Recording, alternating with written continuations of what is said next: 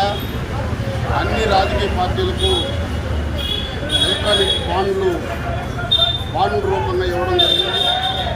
ఆ బాండ్ని బయట పెట్టాలని చెప్పేసి సుప్రీంకోర్టు జోక్యం చేసుకొని సుప్రీంకోర్టు ఆర్బీఐకి ఆదేశాలు చేస్తే ఆర్బీఐ ఎస్బీఐ ద్వారా ఉన్నటువంటి బాండ్లు ఇవ్వడానికి దాదాపు 28 రోజుల పాటు టైం అడిగింది. ఇది చాలా అన్యాయం. ఈరోజు భారతదేశ వ్యాప్తంగా ఉదయం నుండి సాయంత్రం 4-5 గంటల వరకు బ్యాంకుల లావాదేవీలు నడిస్తే సాయంత్రానికి అన్ని బ్యాంకుల్లో ఎంత క్యాష్ ఉందనేటువంటి సమాచారం సాయంత్రం 5 గంటలకు అంతా తెలిసిపోతుంది.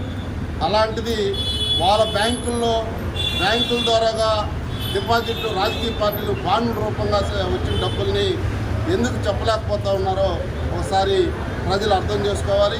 ఇవాళ ఆర్బీఐ మొత్తం కూడా కేంద్ర ప్రభుత్వంలో ఉన్నటువంటి బీజేపీ, నరేంద్ర మోడీ, అమిత్ షా వాళ్ళ చేతుల్లో ఇవాళ ఆర్బీఐ ఇరుక్కుపోయింది. ఇది ఆర్బీఐ అనేది దేశవ్యాప్తంగా భారతదేశ వ్యాప్తంగా ఉన్నటువంటి బ్యాంకులు మొత్తం కూడా ప్రజల సొమ్ము. ఆర్బీఐ ఒక రాజకీయ పార్టీలకు అతీతంగా ఉండాలి. ఈరోజు బీజేపీ ఉంటుంది, రేపు కాంగ్రెస్ ఉంటుంది, మళ్ళీ ఇంకో రోజు ఇంకో పార్టీ ఉంటుంది. కానీ అలా కాకుండా ఇవాళ ఆర్బీఐ సుప్రీంకోర్టు ఇచ్చినటువంటి తీర్పు కూడా ఇవాళ వ్యతిరేకిస్తూ ఇవాళ 4 రోజులు టైం కావాలని చెప్పేసి అనడం, దీనికి వ్యతిరేకంగా సిపిఐ ఆధ్వర్యంలో అన్ని స్టేట్ బ్యాంకుల దగ్గర ధర్నా కార్యక్రమం నిర్వహిస్తూ ఉన్నాం. రేపు సుప్రీంకోర్టు చెప్పింది, రేపు సాయంత్రం లోపలగాన ఆర్బీఐ సంబంధించినటువంటి ఆ బాండ్లు రాజకీయ పార్టీలకు ఇచ్చినటువంటి బాండ్లు కానీ సమాచారం తెలియజేయకపోతే మేము ఈ ఎస్బీఐ సంబంధించినటువంటి చైర్మన్ పైన చర్యలు తీసుకుంటామని చెప్పేసి చెప్తా ఉంది. మేము సిపిఐగా చెప్తా ఉన్నాం, రేపు సాయంత్రం లోపల కానీ ఆర్బీఐ సంబంధించినటువంటి ఏదైతే సుప్రీంకోర్టు బాండ్లు అడిగిందో రాజకీయ పార్టీ బాండ్లు అన్ని రాజకీయ పార్టీలు తెమ్మంటున్నాం. కాంగ్రెస్ వాళ్ళు తెమ్మంటున్నాం, బీజేపీ వాళ్ళు తెమ్మంటున్నాం, తెలుగుదేశం వాళ్ళు తెమ్మంటున్నాం.